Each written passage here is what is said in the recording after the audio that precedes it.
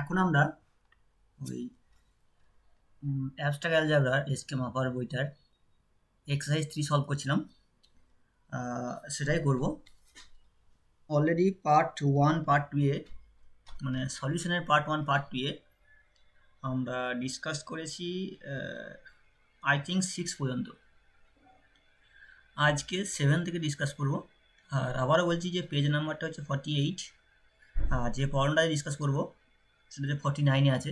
আর total মানে question আছে এই 48 থেকে 50-র মধ্যে, সবগুলোই কোশ্চেন আছে আর কি। তা দেখা যাক কোশ্চেন 7টা কি বলছে। কোশ্চেন 7টা জাস্ট কম্পোজিট ম্যাপিং তোমাকে ফাইন্ডিং করতে হবে।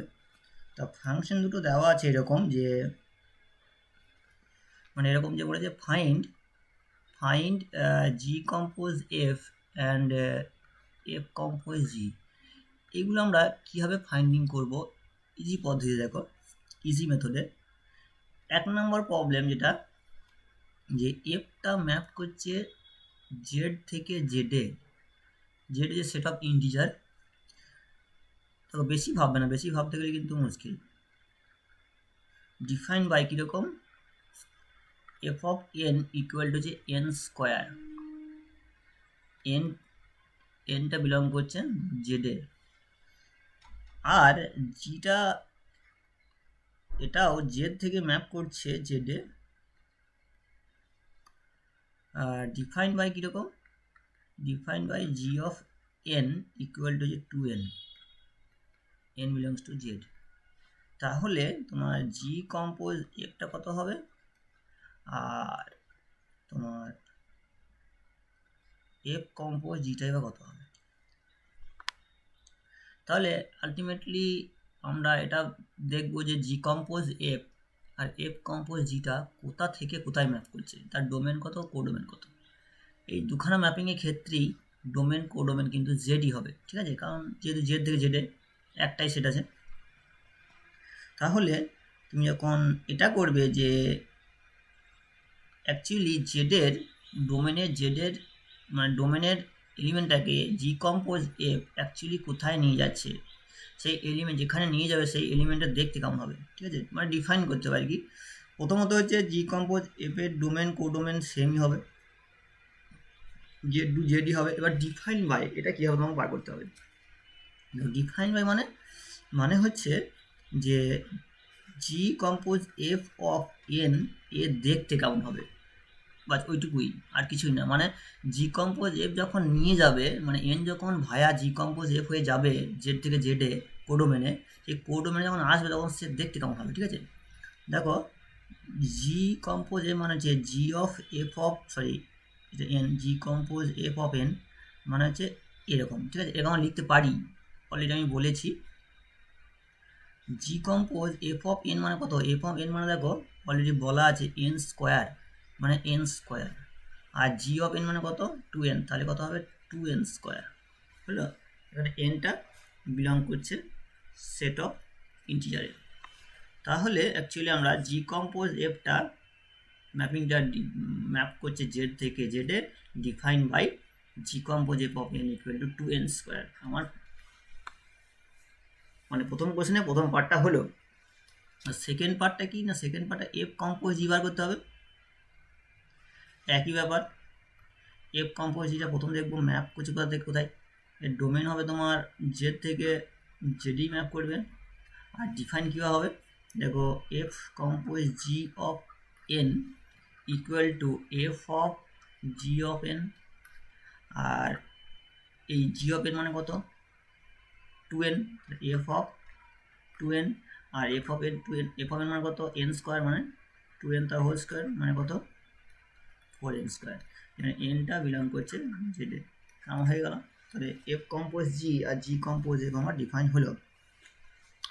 এবার রোমান 2 মানে সেকেন্ড কোয়েশ্চেনটা, মানে কোয়েশ্চেন 7-এর মধ্যেই সেকেন্ড পার্ট কোয়েশ্চেন আর কি, যে এফটা বলা আছে জেড থেকে জেডে ম্যাপ করছে। এবার ডিফাইন বাই কি না, F of N equal to -1 whole to the power N, ঠিক আছে, যেখানে N belongs to Z.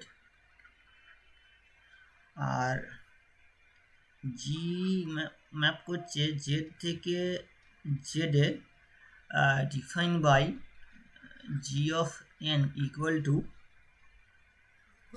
2n, n belongs to Z.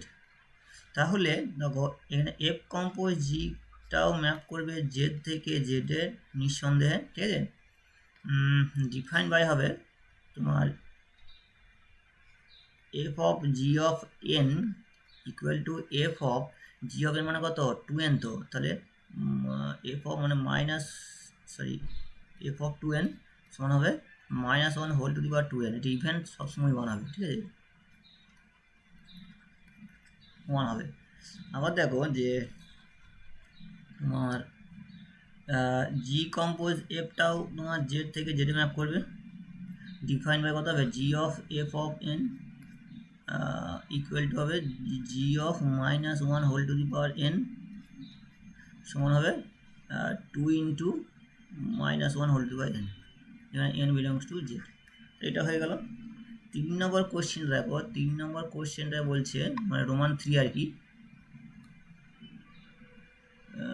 Roman 3 কি বলছে যে এফটা ম্যাপ করছে আর থেকে আর এ, মানে সেট অফ রিয়েল নাম্বার থেকে set of real number map করছে,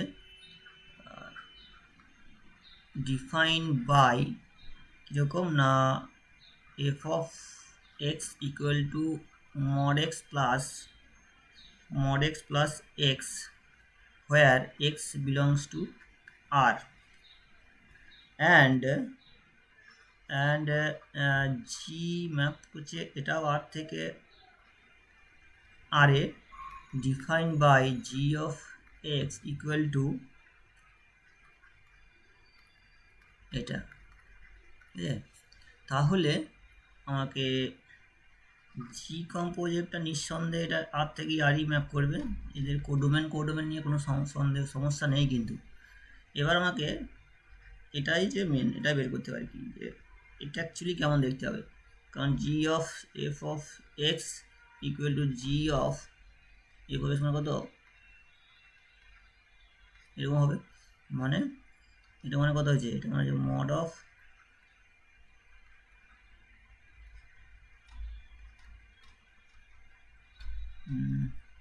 এরকম, ঠিক আছে, এরকম হবে। এবার দেখো যে অ্যাকচুয়ালি এটা দুটো পার্ট হবে, যদি এক্সটা লেস দেন 0 হয় আর গ্রেটার দেন 0 হয়। এটা আমি পরে বলছি, মানে ডাইরেক্ট করিয়ে দিচ্ছি যে তুমি যদি ভাবো না আমি এটা বলে ছেড়ে দেবো, ঠিক আছে, তুমি এটা বলে ছাড়তে পারো এক্স বিলংস টু আর ছেড়ে দিতে পারো। কিন্তু যদি ভাবো না আমি আরও করবো আরও ভাঙবো, তাহলে তুমি এটা করতে পারো যে এক্স যদি ধরো নেগেটিভ হয় তাহলে এটা দুটো পার্টে ভাঙবে আর কি। এগুলো ফাংশনে স্পেশালি ফাংশন পড়লে জানতে পারবে। এটা যেহেতু মানে স্পেশালি ফাংশন নয়, মানে ফাংশনের প্রবলেম নয় স্পেশালি, সেই জন্য এটা যেহেতু ধরো একটা ম্যাপিংয়ের প্রবলেম, তো সেটা এইটুকু পোর্শন তুমি করে ছেড়ে দিলেও তুমি কিন্তু ফুল নাম্বারই পাবে। তাহলে যদি এক্স লেস দেন 0 হয় তাহলে এই ভেতরের পার্টটা তোমার মাইনাস হবে, মড অফ মাইনাস এক্স, এটা প্লাস এক্স হলো, ঠিক আছে, আর minus mod X minus X, এখান থেকে তুমি এটা 0 হয়ে যাবে, ঠিক আছে, এটা 0 হবে যখন এস লেস দেন 0, আর যখন গ্রেটার দেন 0 হবে তখন কত হবে, এটা হবে মাইনাস এক্স, তোমার এটা ভুল বললাম, এটাও কিন্তু নেগেটিভ হবে, এটা তোমার এটা প্লাস এক্স হবে, আর তোমার এটা কত হবে মাইনাস এক্স হবে যখন এক্সটা গ্রেটার দেন আর ইকুয়াল টু 0 হবে। 1% দিয়ে দাও তাহলেই হবে। তাহলে কত হচ্ছে জিনিসটা, যেটা হচ্ছে সেটা হচ্ছে এরকম যে অলরেডি তোমার এরকমভাবে করতে পারো, ঠিক আছে, এটা একটু ক্যালকুলেশন করবে দেখবে অলরেডি চলে আসবে। আর সিমিলারলি তুমি করতে পারো, যেটা বলি যে সিমিলারলি যেটা করবে সেটা হচ্ছে এরকম যে F compose G of x, এটা অলরেডি বুঝতে পারছো যে এফ কম্পোজ জিটা ম্যাপ করবে তোমার আর থেকে আরই ম্যাপ করবে, সেজন্য এটাও সিমিলারলি বাই করতে পারো, ঠিক আছে। বেশ, আজকে এই 60টাই থাক, আর নেক্সটে আমরা বাকিটা ডিসকাস করছি, ঠিক আছে? ধন্যবাদ।